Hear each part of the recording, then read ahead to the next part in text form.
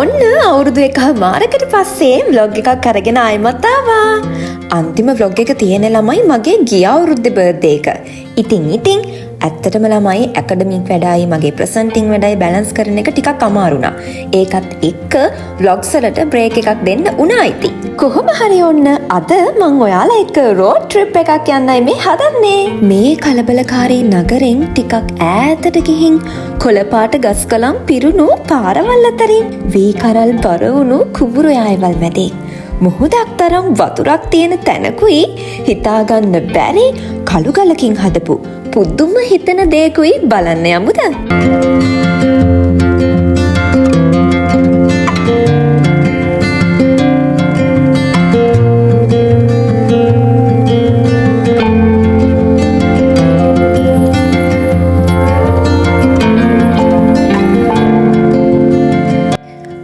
අපේ නංගි සුබ නැකතින් ආහාර අනුභවය පටන් අරන්.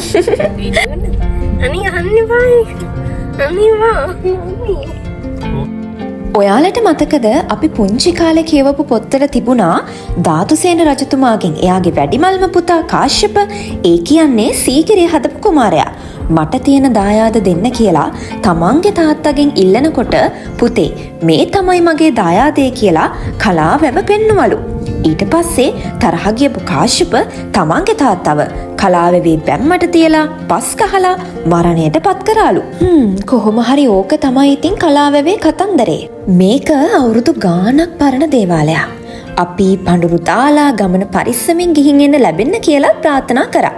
එකෝමත් එක කාලෙක කලාවැව පිටාර ගලද්දී ලොකු විනාශයක් වෙන්න ඔන්න මෙන්න තිබ්බ අවස්ථාවක මගේ ජීවිතය අරන් මේ වැව හැමදාම මිනිස්සුන්ගේ පාවිච්චියට ආරක්ෂා කරලා දෙන්න කියලා දෙවියන්ගෙන් ඉල්ලලා කලාවැවට පැනලා බිලි වෙච්ච පොඩි කොළු ගැටෙක් පස්සේ කාලෙක යක්ෂ සේනාධිපති දෙවියෙක් විදිහට ඒ කියන්නේ කඩවර දෙවියන් විදිහට මෙතන වැඳුම් පිදුම් කරනවා. මෙයා නම් මං හිතන්නේ නිදහස් කරන්න ගෙන ආපු කුකුල්හාමි කෙනෙක්. ඔයාලා මේ පාරේ ඇවිත් තියෙන කෙනෙක් නම් දන්නවා මේ පාර කොච්චරනම් ලස්සනද කියලා.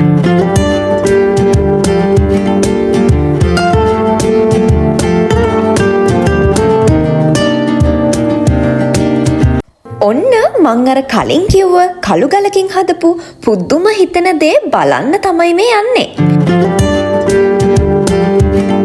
මෙතනින් මලුත් අරගෙන මම ගියා අවුකන බුදුන්ටත් දෑස් දුන් මිනිසා සොයා. දෙවියනේ මේ බුදු පිළිමේ උස අඩි 38කුත් අඟල් 10ක්. දැක්කද ළමයි? අර ෆොරින කොච්චර භක්තියෙන්ද බුදුහාමුදුරුවන්ට වදින්න කියලා. මේ තමයි අවුකන බුදු පිළිමේ. අනුරාධපුර දිස්ත්‍රික්කයේ කලාවැවට බටහිරි අවුකන කියන ගමේ කලාවැව දිහාවට මුහුණලා තමයි මේ පිළිම වහන්සේ තියෙන්නේ. ධාතුසේන රජතුමා නිර්මාණය කරවපු මේ පිළිමේ කළු ගලක් ඇතුලේ ඇඟිලිවල නියපොතු පවා පේන විදිහට හදලා තියෙනවා කියලා විශ්වාස කරන්නත් පුදුමයි. හිතන්නකෝ ඒ නිර්මාණ ශිල්පියා කොච්චරනම් දක්ෂද කියලා.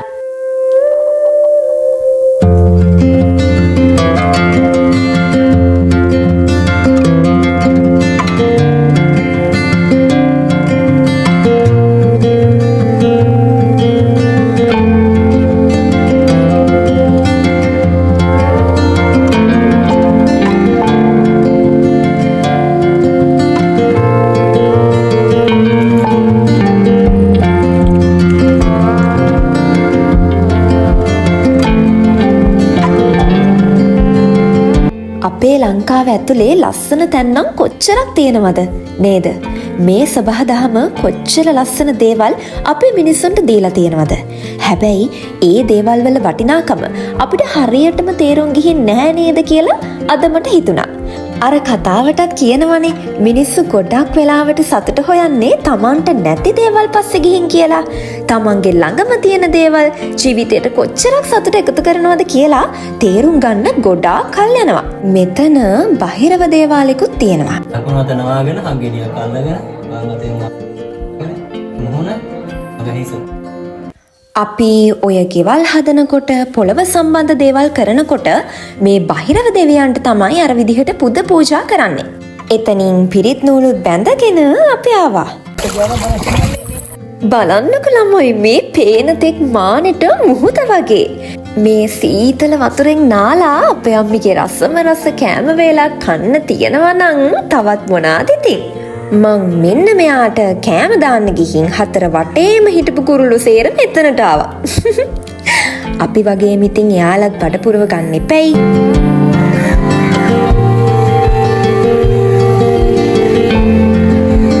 එක්කද කටෙන් හරන් ගියා. ආවනේ.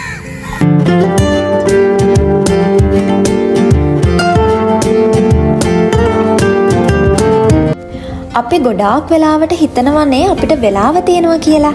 හැබැයි අපි හොඳටම පරක්කු වැඩි වෙන දවසක් එනවා ළමයි. ඔයාට හිතන විදිහට තව අවුරුදු 10කින් ඔයාගේ දෙමව්පියෝ මොන වගේ ඉඳීවිද? ටිකක් කල්පනා කරලා බලන්න. ඒ නිසා එයාලා ළඟින් ඉන්න පුංචි කාලේ හරි පුළුවන් තරම් එයාලගේ ජීවිතේ සතුට වෙනුවෙන් ලස්සන මතක එකතු කරන්න. ආයමත් දවසක මුණ ගැහෙමු. ගිහින් එන්නම්.